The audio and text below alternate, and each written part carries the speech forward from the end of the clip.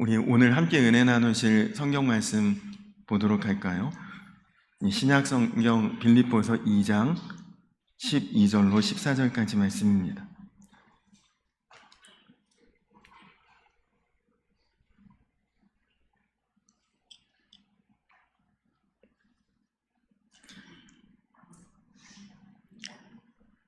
빌립보서 2장 12절에서 14절까지 말씀입니다.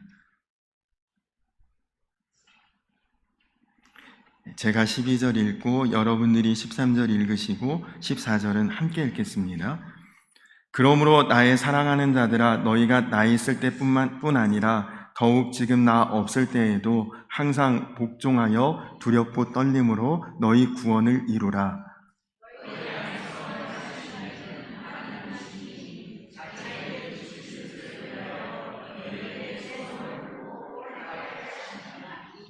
모든 일을 원망과 시비가 없이 하라. 아멘. 우리가 지난 주일에 영적인 분별함에 대한 말씀을 나누었습니다. 여러분, 올바른 신앙, 건강한 신앙은 바르게 분별하고 바르게 해석하고 바르게 적용해서 우리 삶이 우리의 신앙과 더불어 점점점 성숙하게 변화되어 가는 것, 그것이 분별함이 있는 신앙이죠. 오늘 말씀은 이제 그것을 우리에게 잘 적용할 수 있도록 가르쳐주고 있습니다. 오늘 말씀의 시작이 그러므로, 12절에 보니까 그러므로 이렇게 시작하고 있죠. 그러므로라고 시작된다는 것은 앞에 있는 내용과 연결되어 있는 그런 접속어 아닙니까? 앞에 무슨 내용이 있느냐? 예수님이 하나님과 같으신 분인데 종의 모습으로 이 땅에 오셔서 우리를 섬기셨다는 내용이 앞의 내용입니다. 한마디로 예수 믿는 사람이라면, 그리스도인이라면 예수님과 같은 마음, 같은 모습, 같은 삶으로 그렇게 닮아가는 것이, 그것이 바른 신앙이요 올바른 신앙이다, 온전한 신앙이다. 그것을 우리에게 지금 말씀하고 있는 성경 구절이죠. 자, 그런데 오늘 말씀을 보니까 우리에게는 조금 익숙치 않은 표현이 나옵니다. 12절에 보니, 12절 마지막 부분에 보니까 구원을 이루라 이렇게 표현하고 있습니다. 여러분, 구원을 이루라, 왠지 표현이 어색하지 않습니까? 우리는 보통 구원하면 과거형의 표현을 쓰죠. 구원받았다 라고 이야기하지 구원받을 것이다, 구원받고 있다, 이런 표현은 없잖아요, 우리말에는. 제가 여러분들에게 구원받으셨습니까? 그럼 다 아멘 하시죠. 그러니까 우리 한국말에는 구원이라고 하는 것은 과거형의 표현이 맞게 여겨집니다. 마치 현재형으로 나는 구원받고 있어, 아니면 앞으로 구원받을 거야, 이건 마치 믿음이 없고 확신이 없는 것 같은 표현으로 들리잖아요. 근데 여러분, 성경이 쓰여진 언어인 이 헬라어, 성경의 원어의 표현으로 보면 구원에 대한 것을 세 가지 의미로 다 표현하고 있습니다. 과거적인 받은 구원에 대한 표현도, 현재적인 받고 있는 구원에 대한 표현도, 미래적인 앞으로 받을 구원에 대한 표현도 다 우리로 구원받았다는 것과 똑같은 의미로 쓰여지고 있다는 것이죠. 그래서 우리나라 말로는 구원받았다라고 하는 표현이 맞지만 헬라어 표현으로는 나는 구원받았습니다도 맞고, 나는 구원을 받고 있습니다도 맞고, 나는 구원을 받을 것입니다도 다 똑같은 의미로 구원받은 자에 대한 확신의 표현입니다. 이것을 성경적인 용어로 표현하면 나는 구원받았다, 우리가 보통 과거 시점처럼 이야기하는 구원받았다라고 하는 이 구원은 칭의라고 하는 구원입니다. 칭의. 여러분, 칭의 무슨 뜻입니까? 의롭다, 칭함을 받다, 의롭다, 일컬음을 받다, 의롭다고 그렇게 부름을 받다, 이런 뜻이 칭의입니다. 여러분, 우리의 구원은 100% 하나님의 계획과 뜻입니다. 여러분, 구원받기 위해 여러분이 애쓰고 수고하고 노력한 것 하나도 없습니다. 만약에 내가 구원받기 위해 이렇게 노력을 해야 된다, 이렇게 헌신을 해야 된다, 이렇게 힘써야 된다라고 말하는 사람이 있다면 그는 이단이에요. 사입이죠. 구약이 아니 성경에 율법학자들이 보통 이렇게 노력해야지, 이렇게 애써야지, 이렇게 지켜야지 구원받아, 그렇게 이야기한 것을 예수님께서 야단치지 않습니까?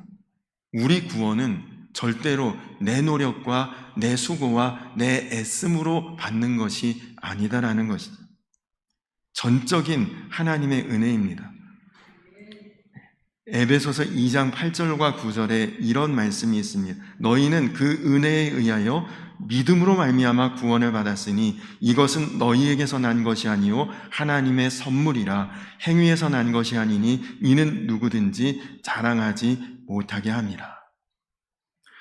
여러분 열심히 해서 구원받았다, 여러분 노력해서 구원받았다, 그러면 그 사람은 나 이렇게 해서 받았어 라고 분명히 자랑하게 되고 그 자랑이 교만이 된다는 거죠.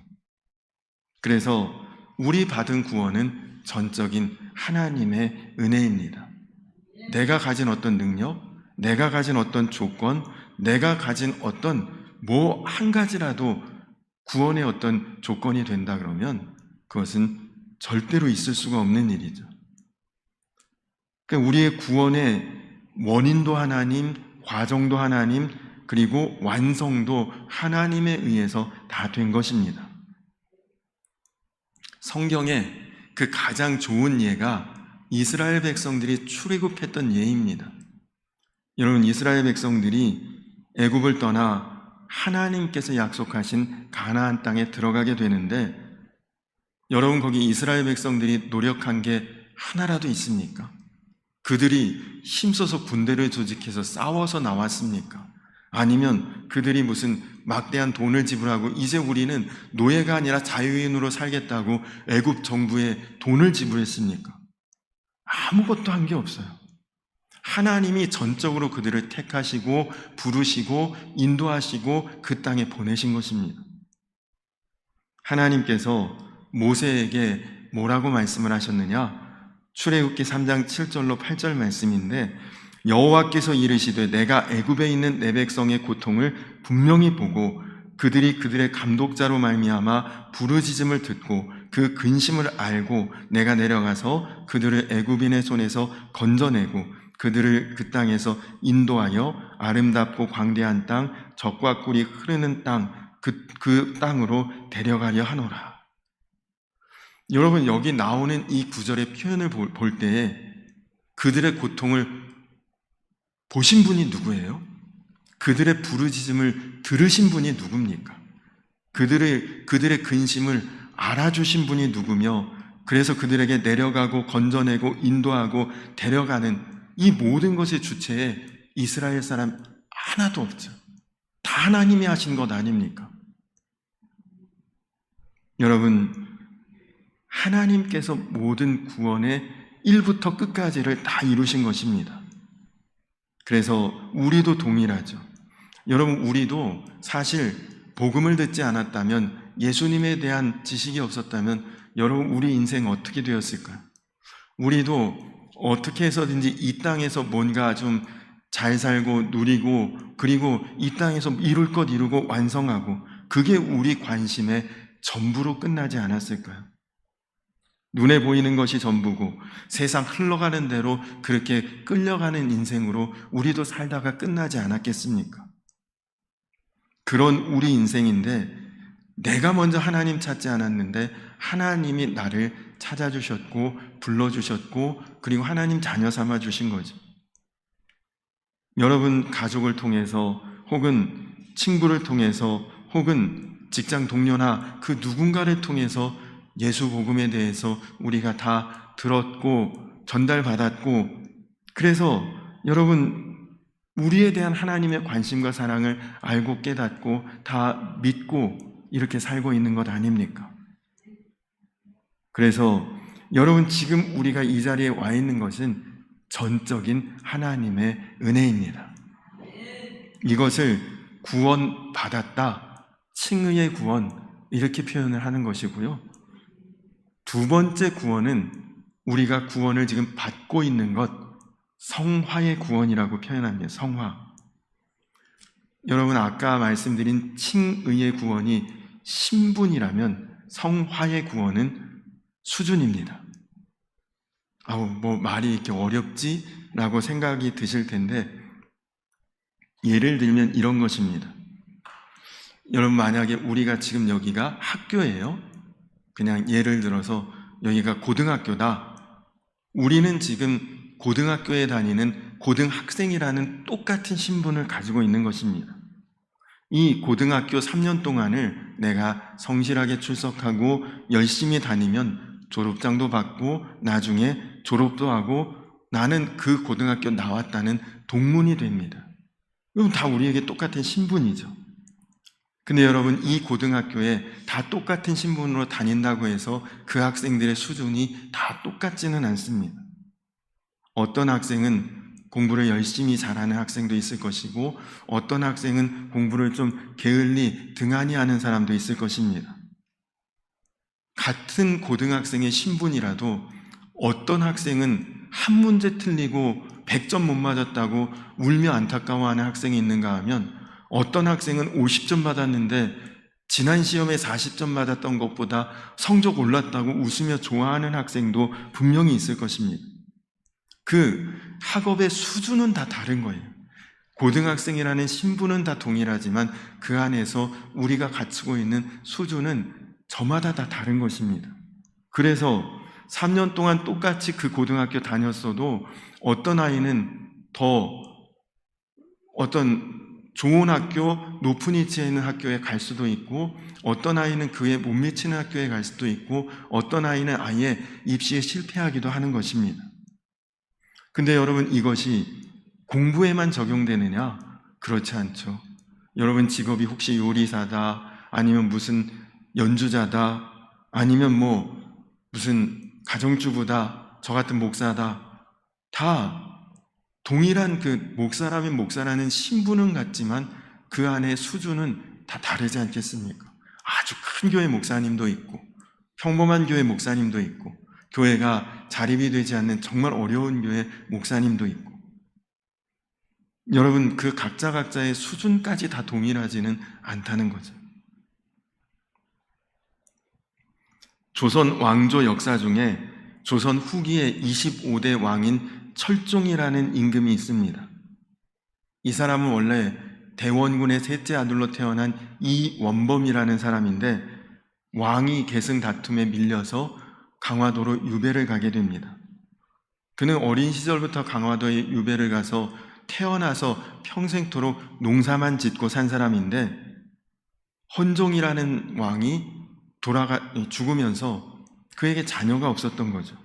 그래서 그 핏줄 중에 혈통 중에 제일 가까운 사람 누구 왕으로 세울 사람을 찾다 보니 예전에 강화도로 유배를 갔던 이원범이라는 그 사람을 찾게 됩니다. 조정에서.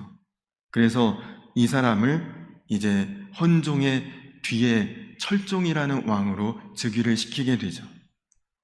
근데 여러분, 이 왕은 태어나서 평생 강화도에 갇혀서 농사만 짓고 살았기 때문에 전혀 국사에 어떤 나라를 돌보고 다스리는 일에는 아무것도 할 수가 없는 사람이에요. 경험도 없고 그런 것을 알지도 못하니까요. 그래서 거의 꼭두각시 같은 왕이 됐습니다. 신하들이 그 왕을 별명으로 부르기를 강화도령이라. 얼마나 무시했는지 몰라요.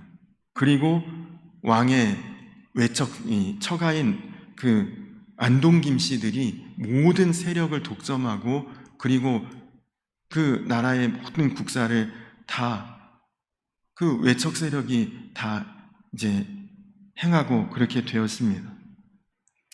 그래서 이 철종이란 왕이 다스리던 그 시대에 밀란이 제일 많이 일어났대요. 조선시대 중에. 결국 그는 14년 재위하고 32살에 이른 나이에 요절을 했습니다. 자식도 없이. 그리고 왕다운 정치 한번 제대로 못했죠. 여러분, 왕이라고 하는 자리는 왕의 신분에 걸맞은 그런 위치가 있는 것입니다. 역할이 있는 거죠. 철종이라고 하는 이 사람은 신분은 왕인데 그의 수준은 농사꾼이었던 것입니다. 신분에 걸맞지 않은 수준이 그를 그렇게 비참하고 안타까운 왕으로 만들어버린 거죠. 여러분, 오늘 이 12절 말씀에서 우리가 이루어가는 구원이 바로 이 수준의 구원입니다. 여러분은 다 구원받았죠. 당연히 하나님 자녀가 됐죠. 근데 그 하나님 자녀라는 신분에 머물러 만족하고 계십니까? 아니면 하나님 자녀다운 수준에 맞게 여러분의 신앙과 삶을 끊임없이 다듬어가고 바꾸어가고 세워가고 계십니까? 안타깝게도 기독교인 숫자가 점점 줄어갑니다. 교회도 점점 줄어들고 있습니다. 우리가 복음 전하면 사람들이 저 어렸을 때만 같아도 그럼 나도 교회 가볼까? 교회 가면 뭔가 달라질까? 뭔가 교회에 매력이 있었는데 지금은 복음 전하면 너나 잘 믿어라, 이런 반응이 나와요. 이유가 무엇입니까? 교회의 수준이, 성도들의 수준이 세상 사람들의 기준에 못 미치고 있기 때문입니다. 세 번째는 영화의 구원이라고 표현합니다. 미래의 구원을 받을 것이다. 아직 이루어진 것이 아니죠. 영화의 구원입니다. 이 땅에서 우리가 아직 알 수 없는, 완성되지 않은 구원이죠. 여러분, 예수님이 부활하시고 난 후에 예수님은 우리와 똑같은 몸이 그대로 있으셨어요. 도마가 만져보니 못자국도 창자국도 그대로인 것을 그가 만져보지 않았습니까? 근데 우리와 똑같은 몸을 입고도 어떤 시간, 공간의 제약을 받지 않으셨습니다.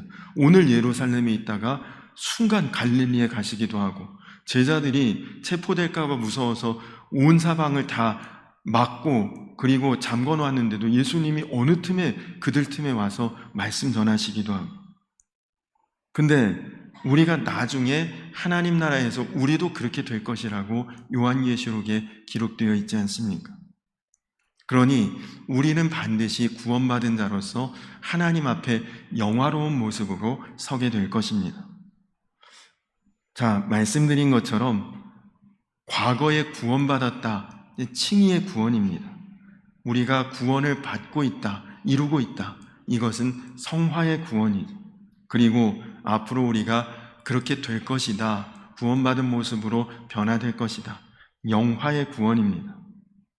여러분, 이 세 가지 구원 중에 우리에게 제일 중요한 것은 두 번째, 현재, 지금 우리의 수준을 가늠하는 성화의 구원일 것입니다.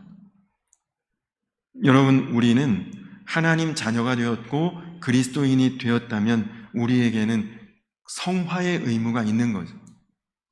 무슨 뜻입니까?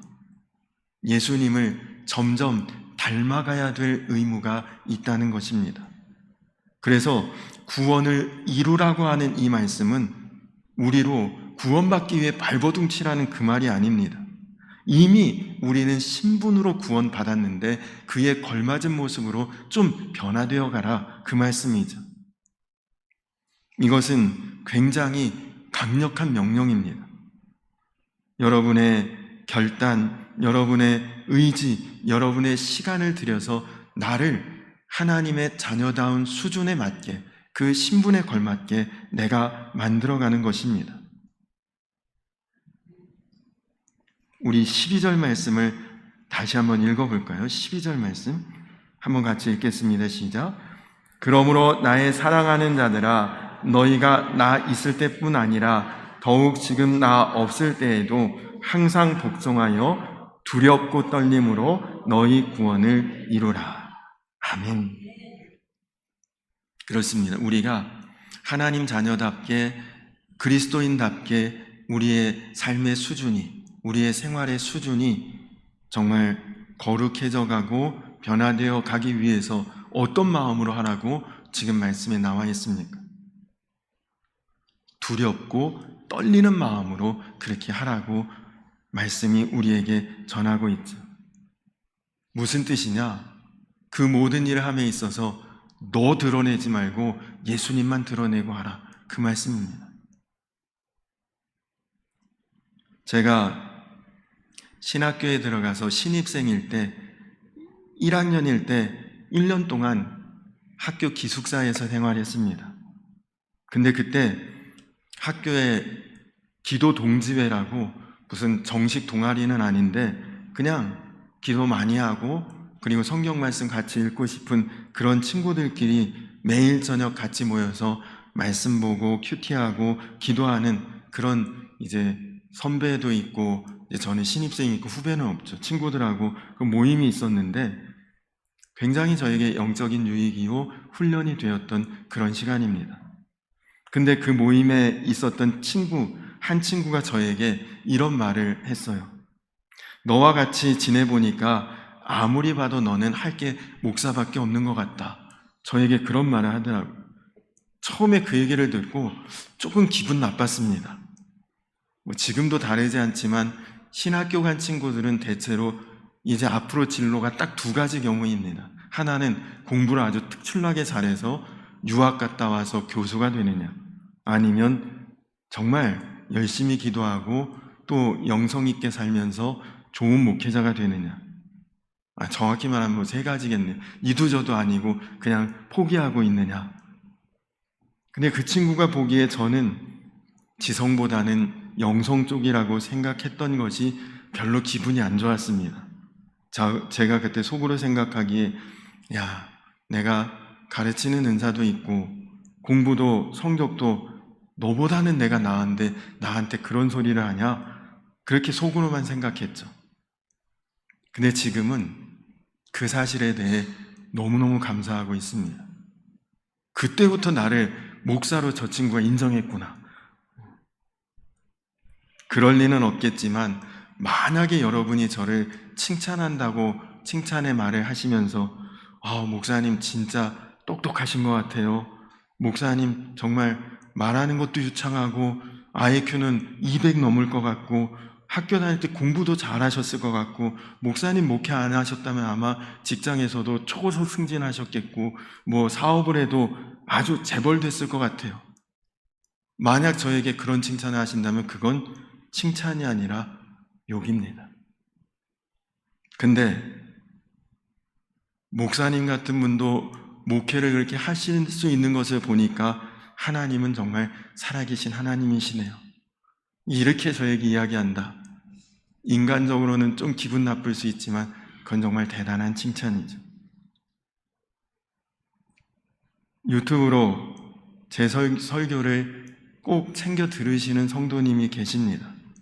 근데 그분이 저에게 이런 이야기를 하셨어요. 목사님, 말씀이 기다려지고 무슨 말씀 하실지 기대가 돼요. 그래서 제가 이렇게 답변했습니다. 제 말주변이 좀 어눌하고 불안해서 실수할까봐 조마조마하신 마음으로 보신 거 아니세요? 그렇게 이야기를 했거든요. 항상 두렵고 떨리는 마음이 제 안에 있기 때문입니다. 여러분, 우리가 그리스도인 되었고 그리스도인으로 믿고 있고 그리고 그리스도인으로 깨닫고 살아가는 이 모든 일들이 여러분 대단히 똑똑해서 대단히 학식이 있어서 아니면 여러분이 경험 많아서 깨우쳐진 것들 아니잖아요. 여러분 마음에 주님께서 깨닫게 하셨고 알게 하셨고 믿어지게 하셨기에 여러분은 다 하나님 자녀 되고 구원받은 그리스도의 백성 된 것 아닙니까? 그래서 여러분, 우리는 항상 주님 앞에 두렵고 떨리는 마음, 겸손함으로, 경외함으로, 신중함으로 살아야 하는 것입니다. 이렇게 사는 사람들에게 공통적으로 나타나는 특징이 성화, 곧 주님 닮아가는 모습입니다. 미국에서 사역하고 있는 제 친구 목사의 이야기입니다. 어느 날 밤에 11시쯤, 밤 11시쯤에 속이 너무 거북하고 답답해서 견딜 수가 없었대요. 근데 여러분, 우리나라는 좋은 나라잖아요. 밤 11시에 나간다고 크게 위험을 느끼진 않지만 미국 같은 나라는 그 정도 시간에 밤에 나간다는 것은 꽤 위험한 시간대라고 합니다. 근데 위험하다고 나가고 싶진 않은데 속이 너무 답답하고 또 더부룩하고 막 좋지 않고 하니까 뭐 병원은 그때는 이미 다 문 닫을 시간이고 약이라도 사와서 빨리 약 먹고 좀 어떻게 진정시켜 보자고 나가서 쏜살같이 차를 몰아 약국에 가서 약을 사가지고 쏜살같이 차를 몰고 돌아오는데 웬 차 한 대가 자기 차처럼 빠른 속도로 자기 뒤따라 붙어서 따라오더래요. 그리고 집 차고에 차를 대고 내리려고 하는데 그 차가 거기까지 따라왔습니다. 차에서 누군가가 내리는데 자세히 보니까 경찰이더래요. 차에서 내리지 말고 차 안에 들어가 대기하라고 경고하더랍니다. 그래서 차 안에서 기다리는데 막 차 바깥에서 번호판 찍고 이런저런 조회를 하고 있는데 이 친구가 순간 내가 배 아프고 속이 너무 거북하니까 차를 빨리 몰았구나. 후회했지만 이미 때늦은 일이었다고 합니다. 근데 이 친구는 평소에도 과속하는 습관이 있었던 친구였거든요. 그 친구의 아내 사모님이 운전하면 10분 정도 걸리는 거리를 자기는 5분 안에 주파할 수 있다고 자랑삼아 이야기하는 그런 친구였습니다.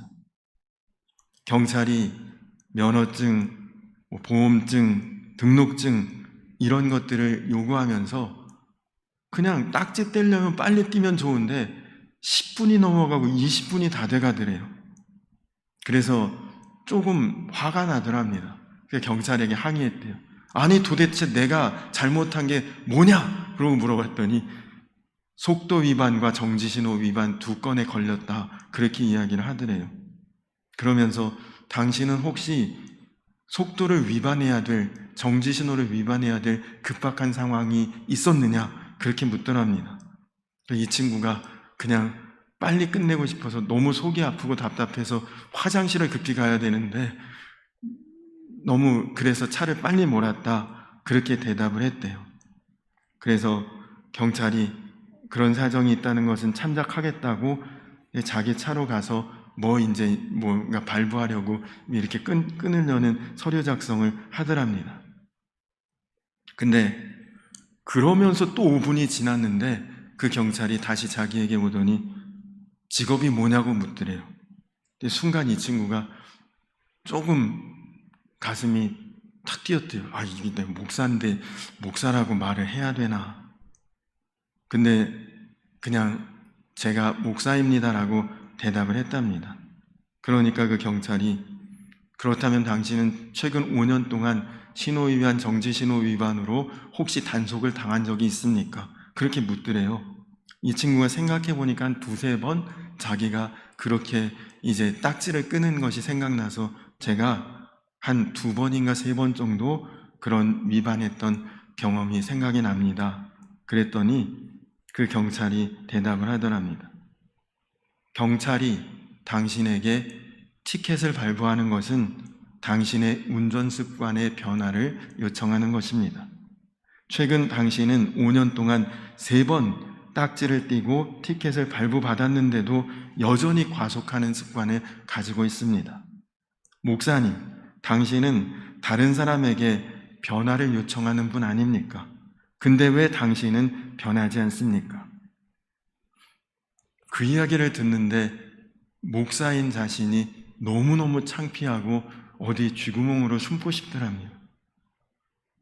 경찰이 계속 당신 차를 조회하면서 이미 당신 차가 교회에 속한 차이고 당신 신분이 목회자인 것을 알 수 있었습니다. 다행히 오늘 저에게 정직하게 이야기해 줬기에 오늘은 딱지는 끊지 않고 경고장만 발부합니다. 하지만 운전 습관 꼭 바꾸셔야 합니다. 그렇지 않으면 나중에 큰일 나게 됩니다. 저는 그 친구의 이야기를 들으면서 경찰이 목사보다 낫다 그런 생각이 들었습니다. 여러분, 우리 인생이 길어질수록 또 우리가 하나님을 믿은 시간이 오래될수록 우리는 점점 더 하나님과 닮아가야 되는 사람들 아닙니까? 점점 더 하나님과 비슷해져 가야 되지 않겠습니까? 요즘에는 제가 거의 다니지 않는 신방이지만 과거에는 출산 신방을 꽤 자주 다녔습니다. 아기 낳았다 그러면 바로 가서 신방하고 아기 얼굴 보고 축복기도 하고 그랬는데, 여러분 솔직하게 제가 제 경험한 바로는 갓 태어난 아기들 얼굴 엄마 아빠 하나도 안 닮았습니다. 누구 자녀인지 전혀 모르거든요. 근데 그런 아기들이 3달, 4달쯤 지나서 엄마가 산후조리하고 몸이 좀 괜찮아져서 교회에 데리고 올 때쯤 되면 신기하게도 그 서너 달 사이에 엄마 닮은 구석, 아빠 닮은 모습이 보입니다. 근데 여러분, 우리 신앙도 마찬가지 아닐까요? 이제 막 예수님을 구주로 시인하고 신앙생활에 입문한 사람과 벌써 오랜 세월 신앙과 믿음 안에서 산 사람은 하나님을 닮아 있는 정도가 분명히 달라 있어야 되지 않겠습니까?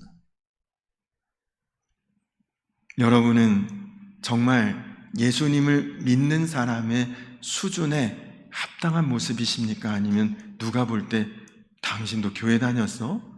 당신도 예수 믿었어?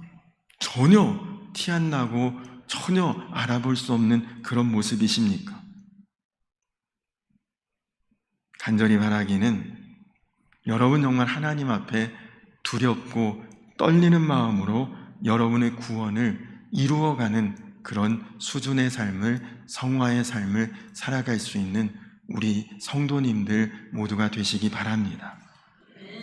여러분의 말에서, 여러분의 행동에서, 여러분의 태도에서, 모습에서 정말 예수님의 복음이 드러날 수 있다면 이제 매력이 다 사라져버린 교회와 예수님의 복음이 여러분들을 통해 다시 존귀하게 될 그때가 분명히 오게 될 줄로 믿습니다.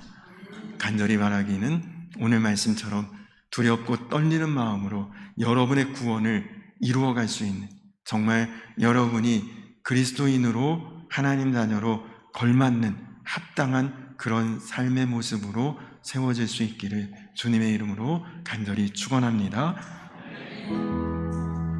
우리 이 시간 다 자리에서 일어서서 선한 능력으로 같이 찬양하시면서 준비하신 예물 봉헌하고 그리고 함께 기도하고 예배 마치도록 하겠습니다.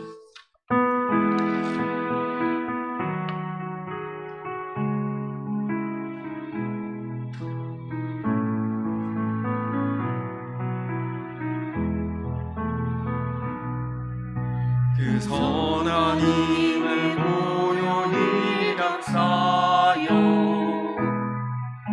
그 놀라운 평화를 누리며 나 그대들과 함께 걸어가네.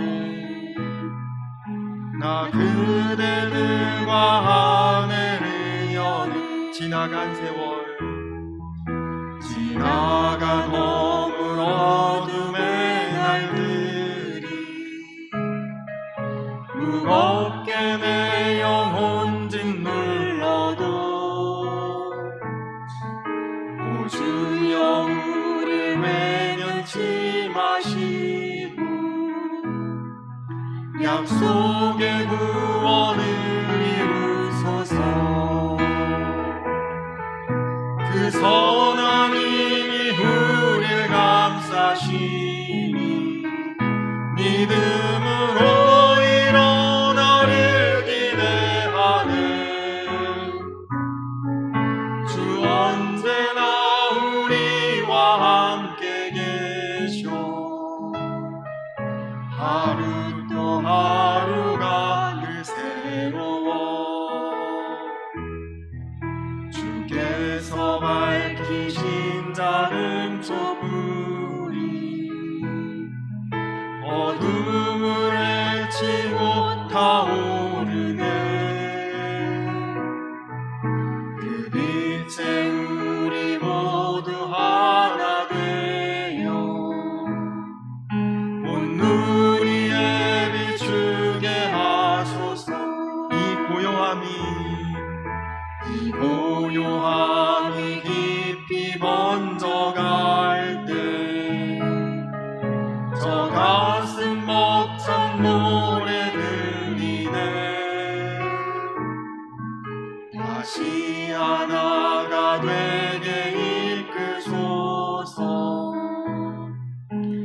당신의 빛이 빛나느니라. 그 선한 힘이 우리를 감싸시니 믿음으로 일어나를 기대하네. 주 언제나 우리와 함께 계셔. 하루 또 하루 가는 새로 그 선한 힘이 우리를 감싸시니 믿음으로 일어나를 기대하네. 주 언제나 우리와 함께 계셔. 하루 또 하루가 늘 새로워. 우리 이 시간 다 같이 기도하겠습니다. 우리 다 같이 기도할 때 여러분 그렇습니다. 주님의 선한 힘과 능력으로 우리가 구원받은 자입니다. 그러나 구원받은 자다운 구원받은 자의 모습에 걸맞은 합당한 그런 수준으로 내가 과연 살아가고 있는지를 오늘 한번 돌아보고 정말 세상도 인정할 수 있고 주님이 인정하실 수 있는 그런 거룩한 성화의 수준으로 하나님 내가 더욱 주님 닮아가며 성화의 구원을 이루며 나아가는 그런 삶이 되게 하여 주시옵소서. 주님, 전적으로 주님께서 나를 불러주신 100% 하나님의 칭의의 은혜로 우리가 구원받았지만 이제 그 신분에만 만족하지 않고 우리 삶의 수준을 하나님 앞에 두렵고 떨리는 마음으로 완성해 갈 수 있고 이루어가는 우리의 삶이 되게 하여 주시옵소서. 우리 다 같이 기도하시고 또 이제 엘리베이터 잘 완공되었는데 이제 앞으로 사고 없이 안전하게 편리하게 잘 쓰임받을 수 있도록 또 그 일을 위해서도 함께 기도해 주시기 바랍니다. 우리 다 같이 주여 한번 부르고 기도하겠습니다. 주여, 좋으신 아버지 하나님 감사합니다. 하나님, 우리가 어리석고 연약하고 부족하기에 하나님 전적으로 우리에게 와주셨고 또 우리 마음 가운데 들려주셨고 깨닫게 하셨고 그래서 우리가 하나님 자녀라는 구원받은 주의 백성이라는 놀라운 신분 안에 하나님 우리가 이제 살게 되었는데 하나님 이제 그 놀라운 신분이 된 것만을 우리가 누리고 머물며 만족할 것이 아니라 그 신분에 합당하고 걸맞는 삶으로 하나님 나아갈 수 있도록 우리의 수준이 거룩함으로 또 성화되어 갈 수 있도록 하나님 그래서 내 말과 내 행동과 나의 태도와 나의 모습이 정말 예수 그리스도 복음에 전혀 하나님 어색함이 없는 그런 온전한 성화의 구원을 이루는 자가 될 수 있도록 주여 인도하여 주시고 그래서 하나님 우리의 삶이 예수 그리스도의 복음을 또 이 땅의 모든 교회와 성도들의 모습을 세상 가운데 다시금 존귀하게 드러나게 할 수 있는 그런 모습으로 살아가는 사랑하는 우리 성도님들 되게 하여 주시옵소서. 하나님 또 엘리베이터가 은혜롭게 계획대로 잘 완공될 수 있게 하신 것 감사합니다. 하나님 정말 불편했던 분들이 어려웠던 분들이 잘 이용해서 예배하는 삶에 하나님 힘을 더하게 하시고 하나님 정말 마음에 큰 기쁨이 되고 아무런 사고 없이 안전하게 잘 운행할 수 있도록 주님께서 지키시고 인도하여 주시옵소서.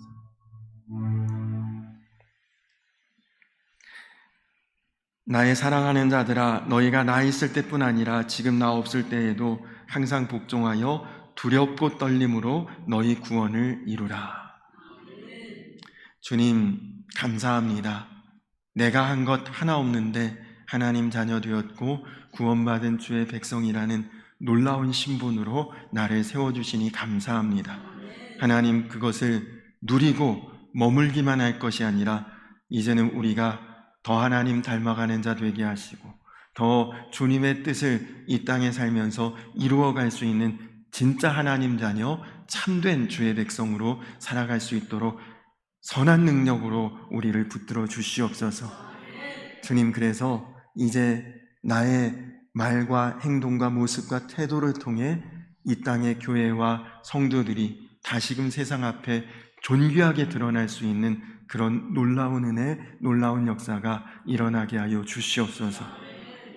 엘리베이터를 완공할 수 있도록 도우신 하나님께 감사드립니다.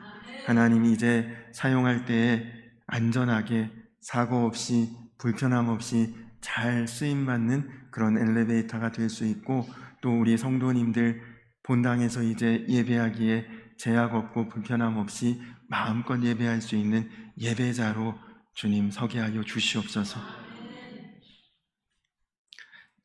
이제는 우리를 죄에서 구원하신 우리 우주 예수 그리스도의 크신 은혜와 아버지 되신 하나님의 놀라우신 사랑과 하나 되게 하시는 성령의 교통하심이 이제 하나님 자녀 구원받은 주의 백성이라는 신분에 합당한 수준으로 살아갈 사랑하는 모든 주의 자녀들 위에 이제로부터 영원토록 함께하여 주시기를 간절히 축원하옵나이다. 아멘.